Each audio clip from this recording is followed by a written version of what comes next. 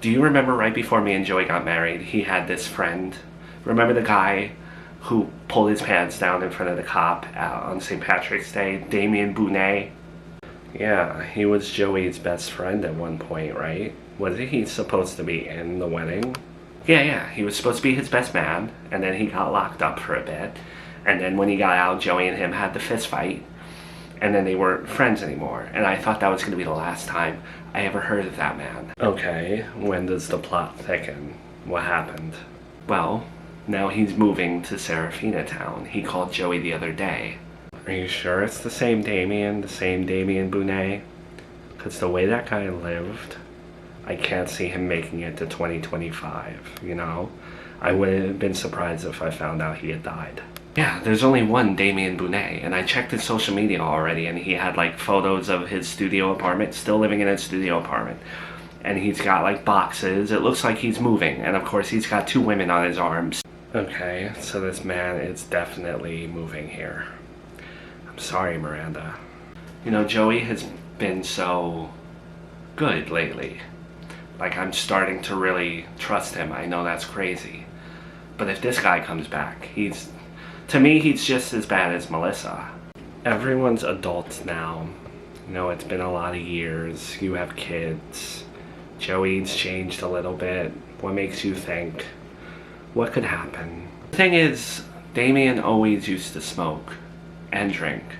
Like every Friday. Every Friday. It was like St. Patrick's Day.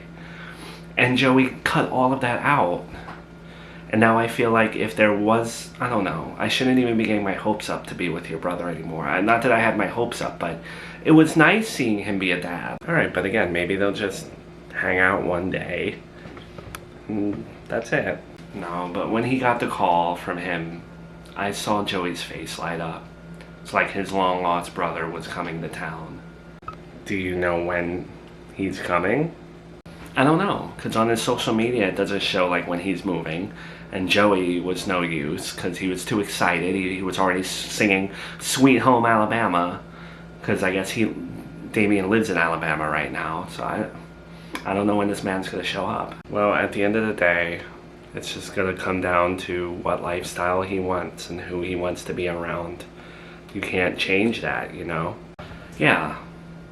And I think Joey would choose me over this guy who is living in like 2014 still. But I worry about come this Friday night, you know, maybe Damien wants to go to a bar. Okay, Joey blows him off once. And then eventually he's just gonna say yes and he's gonna relapse. And all of this was for nothing.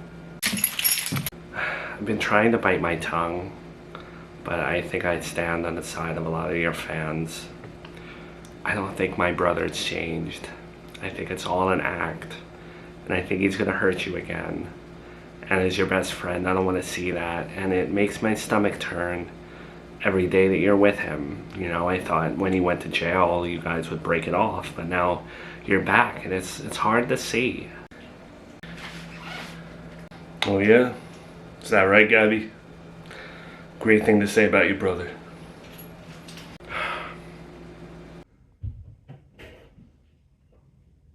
Gabby, I came here to see Mom. Because at least when Mom has nasty things to say about me, she says them to my face. Okay, but Joey, you caught the whole tail end of the conversation. You didn't hear the rest of it. It doesn't matter though. It doesn't matter what you said at the beginning, the middle, or the end is what I heard. And the fact that you're standing there and telling my ex-wife, the same ex-wife that I'm trying to get back with, that I'm trying to fix my life with, you're influencing her. Influencing her? See, a term like that just shows you look at her, it's like, now you know I don't mean it that way. I mean it as in she values your opinion, she listens to you. She could go in her comment section and look through all her fans. Some of them could be lawyers. Some of them could have beautiful families with 5 kids who know everything about marriage and relationships and know how to be a good person. But she'll value your opinion over everybody for whatever reason. Look, Joey, she wanted to talk. She was worried about your friend coming to town. I was just giving her some advice. I don't know why you're blowing this up. But Gabby, I've never had an ectopic pregnancy.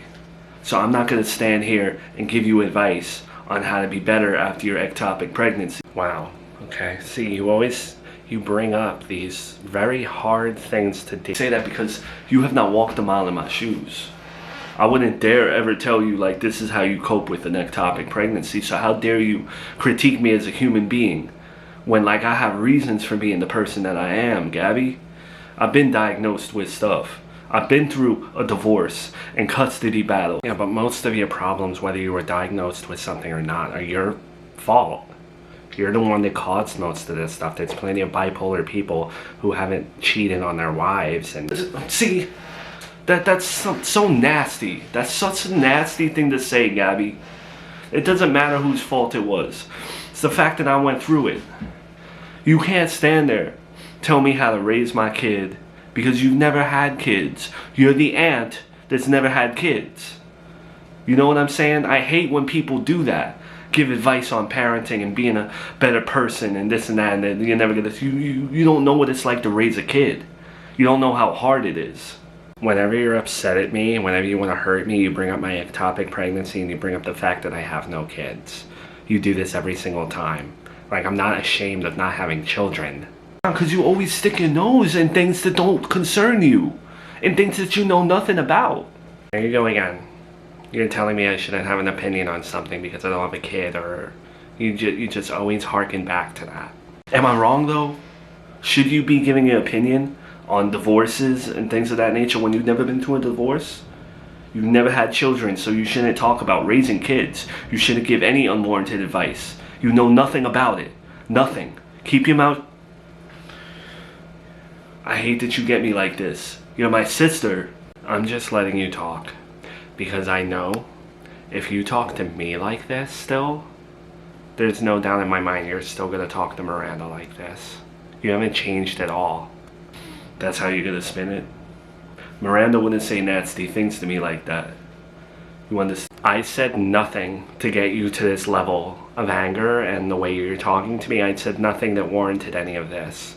So I can only imagine when you're having a bad day with Miranda and how that's going to go in the future. Well, the difference between you and Miranda is I love Miranda, and I would never treat her like that. I don't know if I still love my sister, because you've taken all the bad parts of mom, just like I guess me. You've taken all the bad parts of mom, and that's just who you are. I don't see any goodness in you no more. You know, you get pregnant, and what? What? Go ahead. Yeah, I was excited to be an uncle. I was. I'm not ashamed to say that.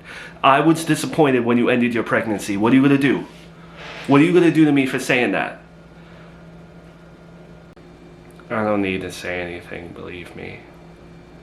You dig your own holes. You do.